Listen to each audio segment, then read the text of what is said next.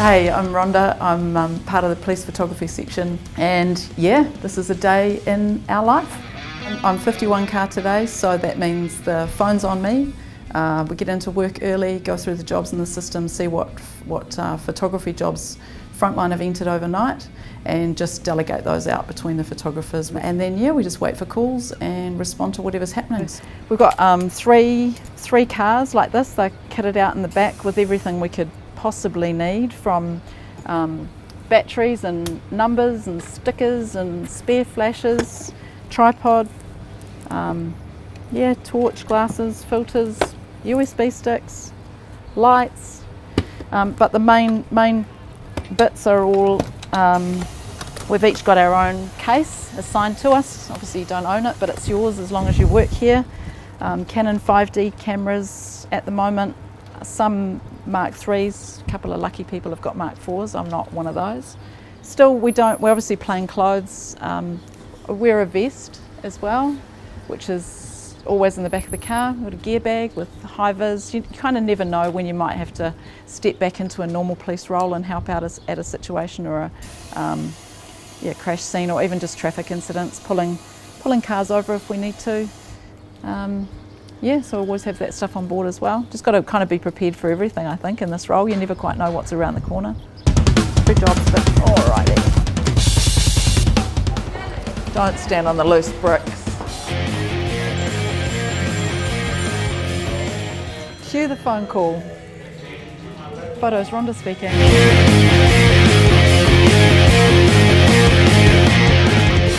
So this will just help the police putting together an investigation to kind of know what the place looks like, and the positioning of things and the relationship between the different areas.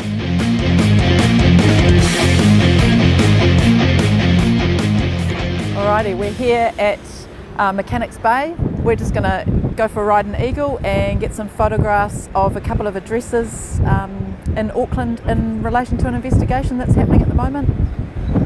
Yay!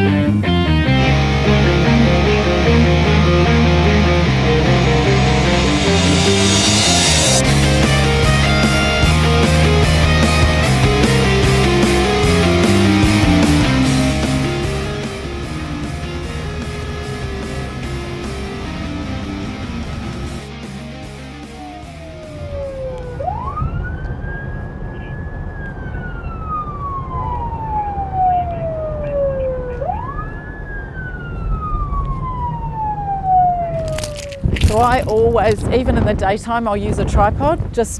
We haven't got shutter speed issues, but just keeps it really consistent.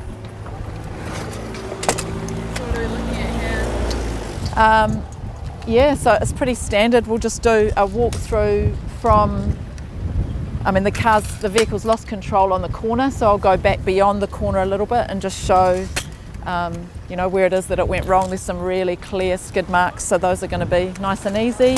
And then all the way down to just generals of the vehicle, and yeah, that'll be us. Well, the photos are just to record, the marks on the road, any damage, any debris, just anything that could be evidential in trying to figure out what happened and why it happened.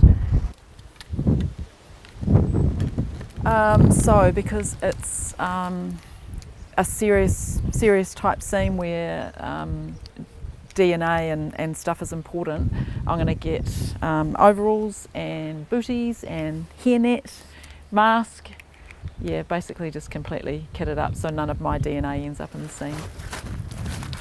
It's not very flattering. This is where I need to not fall over. Yeah, the kinds of jobs that we attend are, it's really varied, and you never know from one day to the next. But anything serious crime, you know, if the crime car or CIB are involved, generally we'll come along. So homicide scenes, serious assaults, aggravated robberies, crashes, either fatal crashes or crashes where there's a chance that they could be fatal. Anything that requires, you know, some investigation, often photos will be called to come along and just, you know, get pictures of the scene. We're kind of an hour off my finish time now. I'd usually aim to be back in the office by now, but if not, just the way it works out, we'll get back. I'll enter the jobs, get the details for those jobs that we've done today in the system, and get the photos onto the desktop from there, and then they get opened up in Lightroom.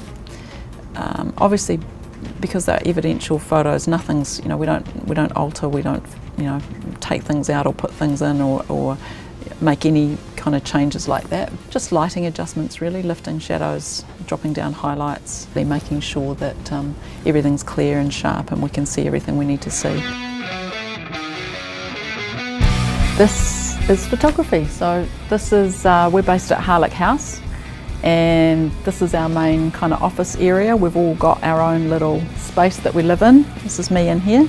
We've got 11 photographers in all. On an ideal day, there's 5 working, generally 3 on the road, 1 in the office, and a late shift most days. Lots of cool photos and stuff around the walls. I haven't been here that long, I've been here 9 months, so none of these are mine at this point, but eventually, I guess, that'll be cool to get some photos on the wall. Gear room, lots of equipment, quite often certain crime scenes, homicide scenes and stuff, you need to kit up. You've got to have booties and gloves and masks, and so you're not contaminating any evidence or scene with your DNA. And then through here, studio. Feels weird being on this side of the camera.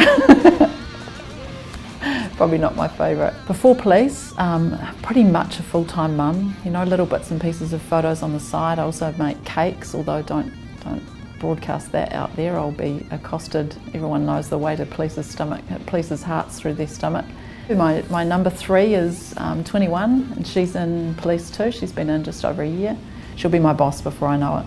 I was a bit of a late bloomer, late coming to Poilice. I was 46 when I went to Poilice College, and that was 4 years ago now, nearly 4 years ago.